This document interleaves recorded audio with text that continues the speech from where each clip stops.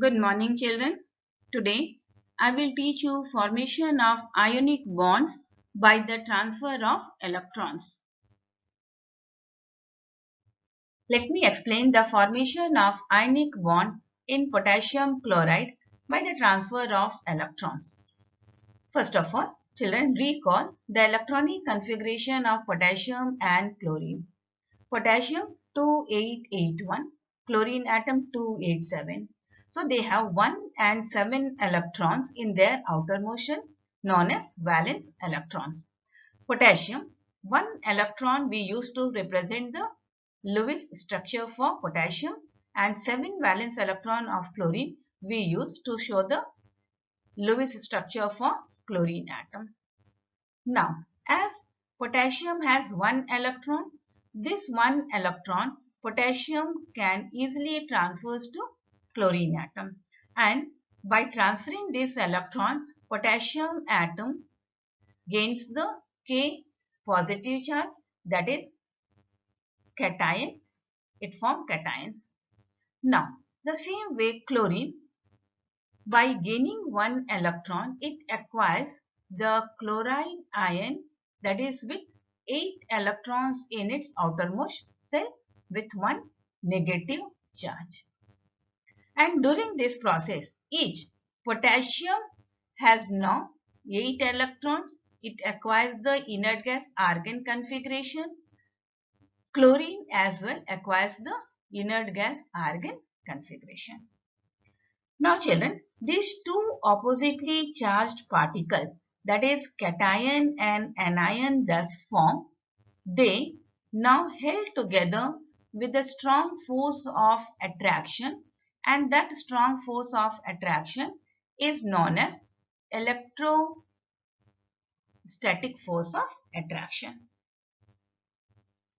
And as there is one positive charge in potassium atom and one negative charge in chloride ion, this positive charge of potassium ion get cancelled by negative charge of chloride ion, and hence the molecule form, that is a neutral molecule of potassium chloride. Now let us discuss some more questions. Question number 1, part A. Write the electron dot structures for sodium and oxygen atoms. Children, you know the electronic configuration of sodium atom is 281. That means it has 1 electron in its valence shell. So this 1 electron we can write along with the symbol of sodium to represent the electron dot structure. Likewise, oxygen. The electronic configuration of oxygen is 2, 6. That means it has 6 electrons in its outermost shell or valence shell, 6 electron. This 6 electron we can represent by writing 6 dots along with the symbol of oxygen atoms.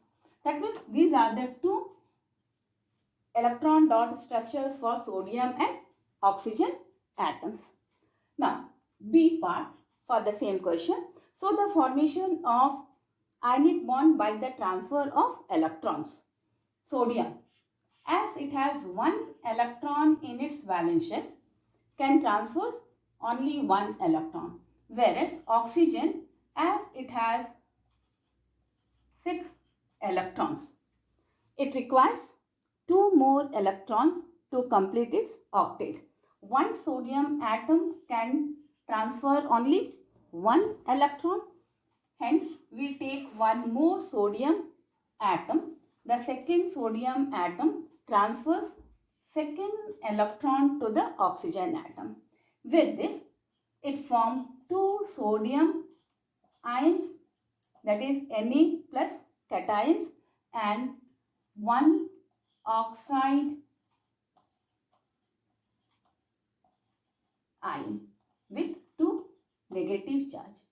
And these 2 ions, that means 2 Na plus ion and O2 minus ion. Sodium ion cation and oxide ion anion, they held together with a strong force known as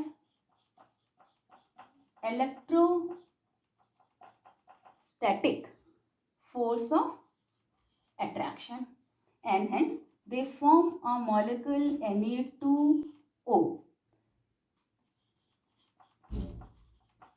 Okay. Now the third part for the question, write the ions present in the molecule of sodium oxide. So the ions are Na plus. There are two ions. We can say two sodium ions. Sodium ions and one oxide ion. Oxide ion. Okay. Second question, part A, write the electron dot structures for calcium and chlorine atom. Calcium. Children, as you know, the electronic configuration of calcium is 2882. That means it has two electrons in its outermost shell. Those two electrons we can represent by giving two dots along with the symbol of calcium. Chlorine. The electronic configuration of chlorine is 287. That means it has 7 electrons in its outermost shell. Those 7 electrons we can represent by giving 7 dots along with the symbol of chlorine, and hence these are the two calcium and chlorine in their electron dot structure. Second part of the question, show the formation of ionic bond by the transfer of electron. Calcium, as it has two electrons in its outermost shell, calcium transfer its electron to chlorine atom. But one chlorine atom, as it has 7 electrons, requires only 1 electron. So one of the electron of the calcium can be transferred to one chlorine. Still it has one more electron, and hence in order to transfer this second electron, we will take one more chlorine atom. Now the second chlorine atom can gain this electron. By this, now we have one calcium atom with two positive charge, whereas we have two chloride ions, each with one negative charge, and the two ions, that is calcium positive ion and chloride negative ion, thus form, they get attracted by a strong force of attraction, and that strong force of attraction we called as a electrostatic force of attraction, and hence this calcium 2 positive and Cl, here we can write 2 with one negative charge, 2 chloride ion. As soon as you write 2 here, you can write 2 negative, 1 for each chloride ion, and this get cancelled and you will get the neutral calcium chloride molecule. Okay. Now this is how we can show the transfer of electron from calcium metal atom to chlorine non-metal atom. Third part for the question, what are the ions present in this molecule calcium chloride? The ions are calcium ion, that is Ca2 plus ion, cation, and chloride ions. The number of chloride ions are 2, Cl minus ion. So, cation and anions are present. Now the next question is, write the electron dot structure for magnesium and oxygen atom. Magnesium, 2 valence electrons, we can represent by Mg with 2 electrons in its outermost shell, oxygen with 6 electrons in its outermost shell.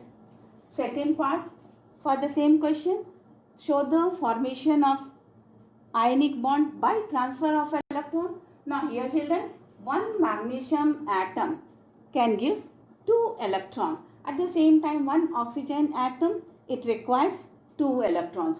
So the 2 electron of magnesium easily can transfer to one oxygen atom.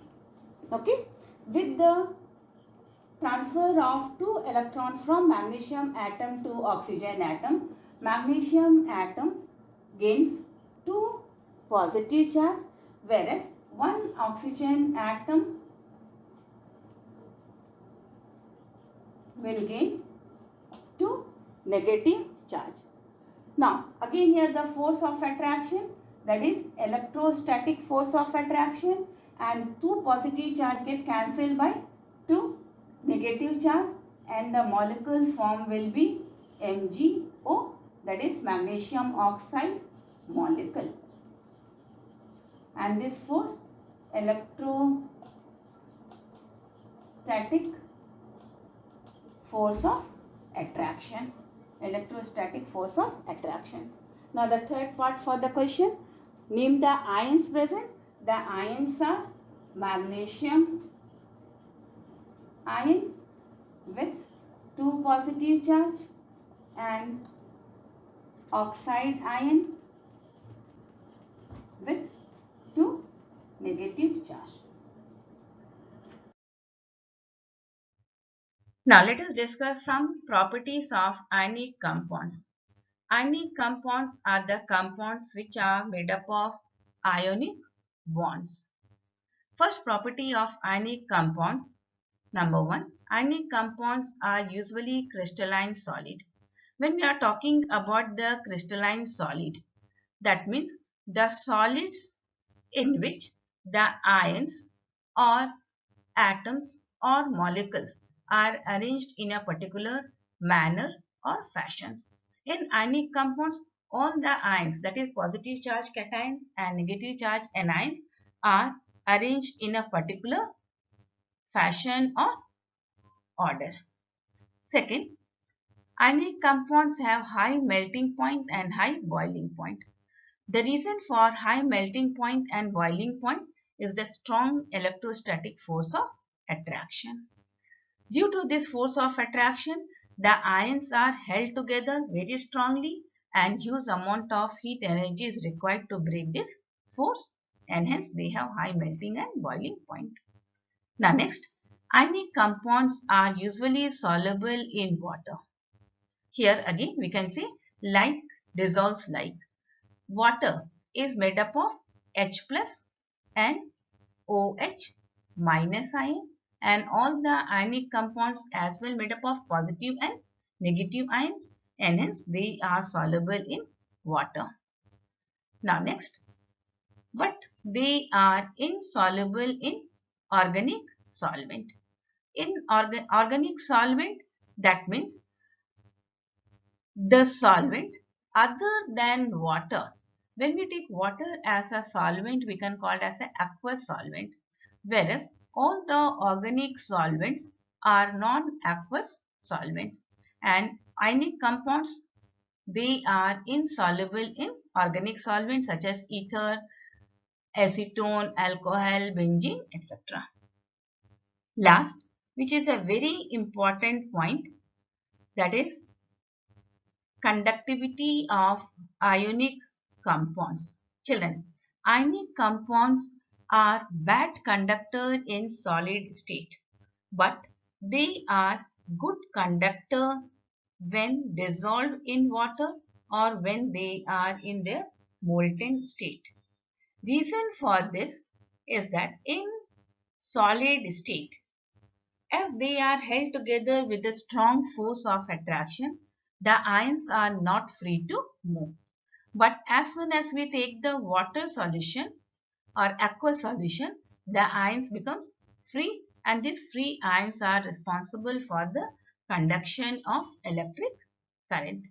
Or in the molten state as well, the ions are free. So, reason for good conductor because of free ions in the aqueous solution and in the molten state. Now children, after watching the video carefully, you can answer the following questions. Question number 1. Write the electronic configuration of magnesium atom and magnesium ion. Question number 2. Explain why ionic compounds have generally high melting point. Question 3. Explain why a salt which does not conduct electricity in the solid state becomes a good conductor in molten state. Question number 4. Show the formation of ionic bond in potassium oxide by the transfer of electrons. I hope you will be in the position to write the answer for all these 4 questions. Please do and take care. Thank you.